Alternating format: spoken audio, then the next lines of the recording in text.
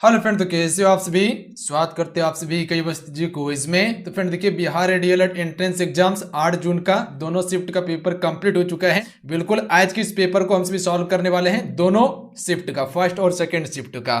क्या क्वेश्चन पूछा जा रहा है, किस टाइप का क्वेश्चन पूछा जा रहा है, बच्चे के द्वारा कुछ क्वेश्चन भेजा गया है जो कि आपको कवर करवाने वाले हैं, और इससे रिलेटेड कुछ क्वेश्चन भी हम सभी लास्ट में कवर करने वाले हैं। तो जिसका भी आगे एग्जाम होने वाला है, वीडियो को आप सभी कंप्लीट जरूर देख लीजिएगा, ताकि आपको ये एक आइडिया लग सके कि आखिर किस प्रकार से क्वेश्चन आपका पूछा जा रहा है, उसी हिसाब से आप तैयारी कर पाइएगा। तो चलिए शुरू करते हैं। देखिएगा, क्वेश्चन जो आपसे इसे पूछा गया था कि प्रकाश के परावर्तन के कितने नियम होते हैं। तो ये क्वेश्चन आपसे इसे पूछा गया था। तो प्रकाश के परावर्तन के दो नियम होते हैं, एक आपतित किरण और एक परावर्तित किरण होता है। तो ध्यान रखिएगा आप सभी। तो कितने होते हैं, एक आपतित किरण और एक परावर्तित किरण। तो जिसका आगे एग्जाम होने वाला है, प्रकाश से संबंधित प्रश्न को देख लीजिएगा आप सभी। अगर थ्योरी नहीं दे सकते हैं, इसका कम से कम ऑब्जेक्टिव को जरूर देख के जाइएगा प्रकाश से संबंधित।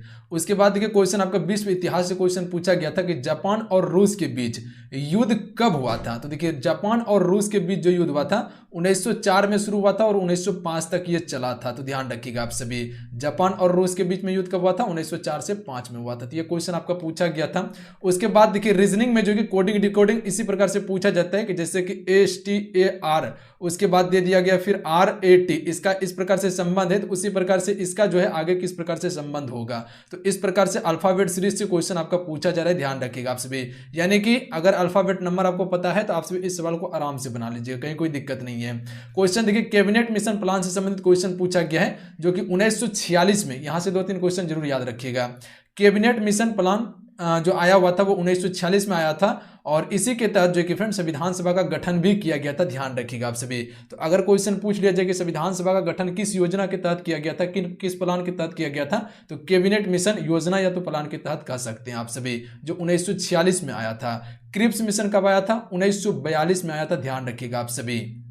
उसके बाद देखिए, चक्रवृद्धि ब्याज से और सिंपल साधारण ब्याज से क्वेश्चन आपका पूछा जा रहा है। जैसे कि क्वेश्चन पूछ लिया जा रहा है कि 8% की दर से 3 वर्ष में 5,000 का साधारण ब्याज क्या होगा। तो अगर इसका फॉर्मूला पता है तो आराम से बना लीजिएगा। ब्याज बराबर क्या होता है, मूलधन गुना समय गुना दर। तो मूलधन कितना दिया हुआ है, 5,000। उसके बाद समय कितना है, आपका समय है 3 वर्ष का, और दर कितना है 8%। अब बटा क्या हो जाएगा 100 से 2 जीरो काट दीजिए, 8 को 3 से गुना कीजिए, उसके बाद 50 से इसको गुना कर दीजिए, तो आंसर आपका आ जाएगा इस प्रकार से। उसके बाद देखिए 10 1 डिग्री, 10 2 डिग्री, उसके बाद देखिए 10 3 डिग्री, इस प्रकार से क्वेश्चन पूछा गया और मान निकालने के लिए बोला गया है। तो इस प्रकार से आपका क्वेश्चन पूछा जा रहा है मैथमेटिक्स में। ध्यान रखिएगा, मैथमेटिक्स में आपका त्रिकोणमिति, क्षेत्रमिति और ज्यामिति, ये तीनों टॉपिक का प्रश्न पूछा जा रहा है। तो जरूर कवर कर लीजिएगा बेसिक क्वेश्चन का लेवल दिखेगा तो सारा 10th लेवल का क्वेश्चन है।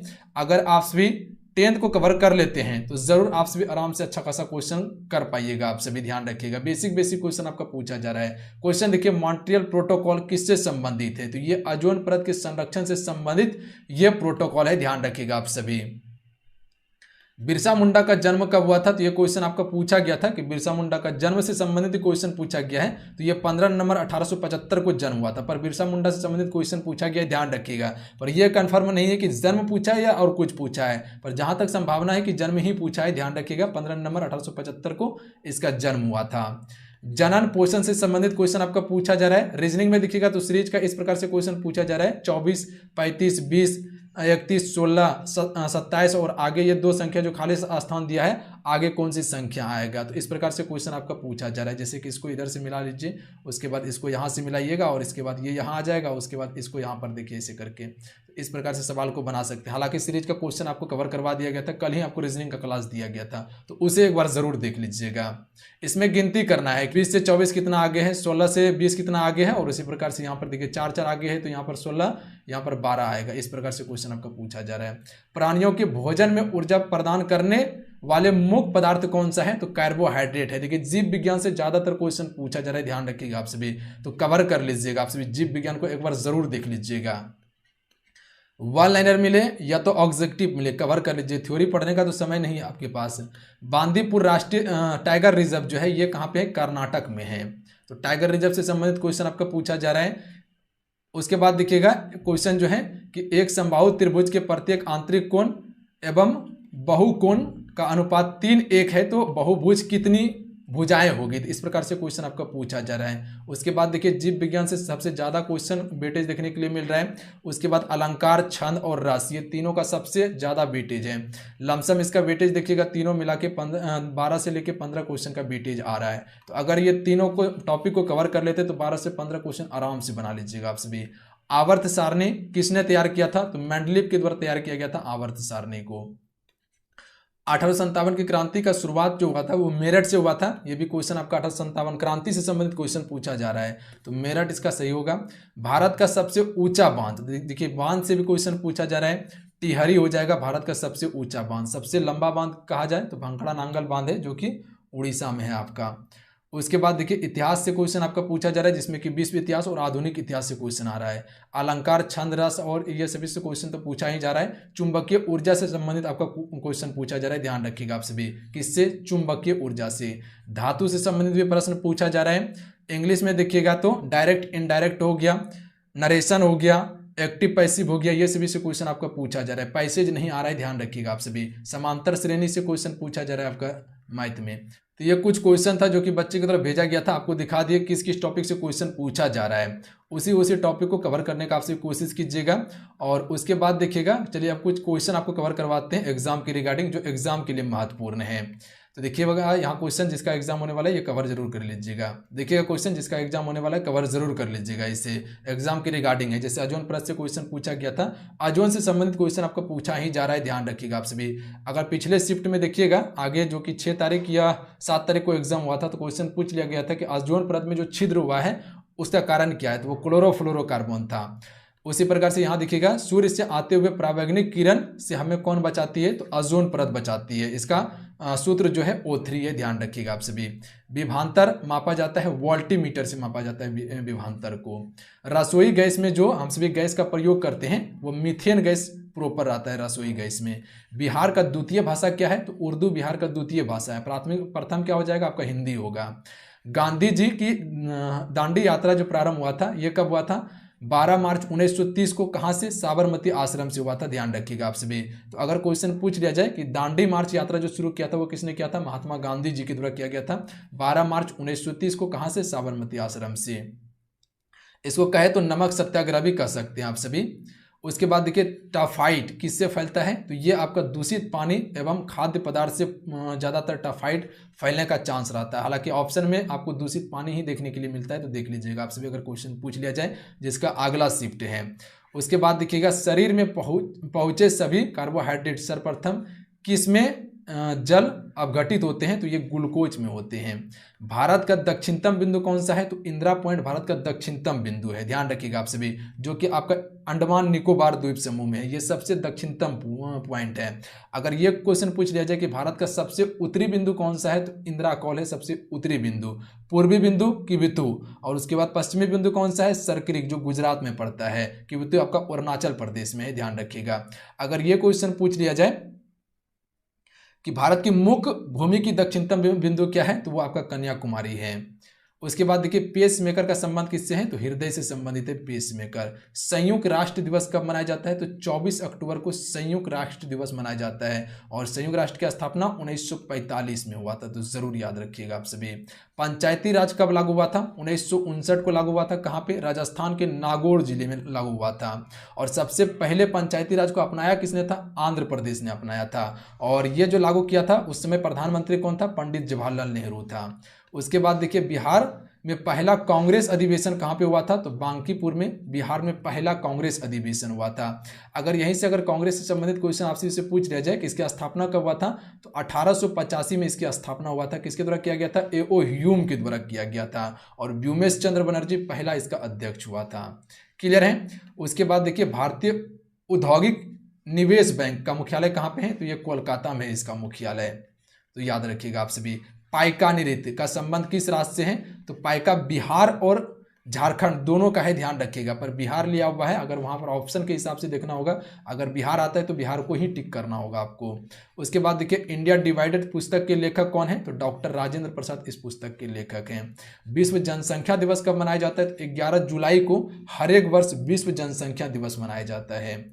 किसका उपयोग लेड पेंसिल बनाने में किया जाता है? तो ग्रेफाइट का उपयोग जो कि फ्रेंड हम सभी लेड पेंसिल बनाने के लिए प्रयोग करते हैं। किसका? ग्रेफाइट। अगर आपसे इसे पूछ लिया जाए कि कार्बन का सबसे शुद्ध रूप क्या है, तो हम सभी कह सकते हैं आपका हीरा, जो कि सबसे कठोर होता है, और दूसरा कार्बन का सबसे शुद्ध रूप जो होता है वो ग्रेफाइट होता है, और ये नर्म होता है।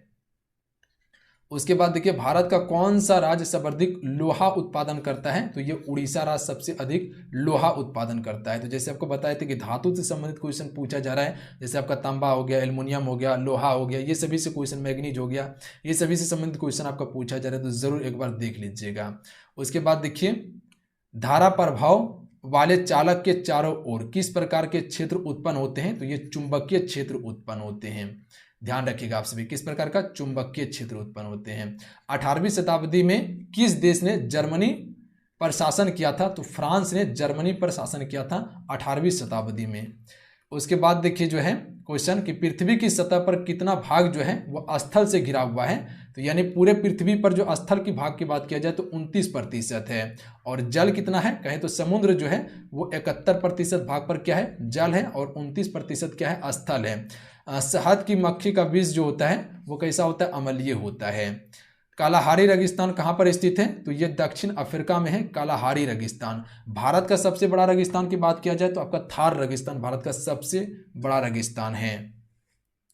अगर एशिया की सबसे बड़ा रेगिस्तान की बात किया जाए तो वो कौन सा रेगिस्तान है? गोबी रेगिस्तान। गोबी रेगिस्तान हो जाएगा, ध्यान रखिएगा आप सभी है। उसके बाद देखिए, योजना सूची में जो सम्मिलित हुआ था, योजना किस सूची में सम्मिलित है? तो ये समवर्ती सूची में। इस प्रकार से क्वेश्चन है, टाइपिंग में मिस्टेक है तो क्या क्लियर कर लीजिएगा। योजना किस सूची में है? तो ये समवर्ती सूची में। समवर्ती सूची में केंद्र और राज्य दोनों कानून बना सकता है, ध्यान रखिएगा। हालांकि अगर दोनों एक ही बार कानून बनाएगा तो सबसे ज्यादा मान्य किसका होता है? केंद्र सरकार का होता है। तो समवर्ती सूची में है योजना। समवर्ती सूची किस देश के संविधान से लिया गया था? ऑस्ट्रेलिया देश के संविधान से लिया गया था। यह अनुसूची 7 में है, ध्यान रखिएगा आप सभी। राष्ट्रीय विकास परिषद एक है, तो ये एक गैर संवैधानिक संस्थान है, ध्यान रखिएगा आप सभी। राष्ट्रीय विकास परिषद क्या है? एक गैर संवैधानिक संस्थान है। तो ये कुछ क्वेश्चन था जो एग्जाम के रिगार्डिंग था, आप सभी देख लीजिएगा। आप चलिए बताते किस किस टॉपिक से ज्यादा क्वेश्चन आपका पेपर में पूछा जा रहा है, ताकि उस टॉपिक को आप सभी प्रॉपर कवर कर लीजिएगा। अगर हिंदी में देखिएगा आप सभी, तो हिंदी में देखिए संधि विच्छेद से आपका क्वेश्चन आ रहा है। उसके बाद मुहावरा अलंकार से सबसे ज्यादा क्वेश्चन है। अलंकार और छंद और रस, मुहावरा ने मुहावरा से हल्का फुल्का क्वेश्चन है, पर अलंकार, छंद और रस से ज्यादा क्वेश्चन है। संधि विच्छेद से क्वेश्चन आपका पूछा जा रहा है। सभी क्वेश्चन देखिएगा तो व्याकरण आधारित सारा प्रश्न आपका पूछा जा रहा है 10th लेवल का। लोकोक्ति से संबंधित क्वेश्चन है, मुहावरा से है, पर्यायवाची से संबंधित क्वेश्चन है। विलोम शब्द का थोड़ा सा वेटेज कम है, ज्यादा क्वेश्चन नहीं, 1 से 2 क्वेश्चन देखने के लिए मिल रहा है विलोम शब्द का, तो इसे जरूर एक बार आप सभी देख लीजिएगा। उसके बाद देखिए, इंग्लिश ग्रामर की अगर बात किया जाए कि इसमें क्या पूछा जा रहा है, तो इंटोनेम सिनोनेम का ज्यादा क्वेश्चन तो नहीं है, हल्का फुल्का क्वेश्चन है, पर फिलिंग इन द ब्लैंक हो गया, एक्टिव वॉइस, पैसिव वॉइस से, नरेशन से। उसके बाद जो है कि फ्रेंड टेंस से भी क्वेश्चन आपका पूछा जा रहा है, तो उसे एक बार जरूर देख लीजिएगा। एक्टिव और आपका जो है कि एग्जेक्टिव से क्वेश्चन पूछा जा रहा है।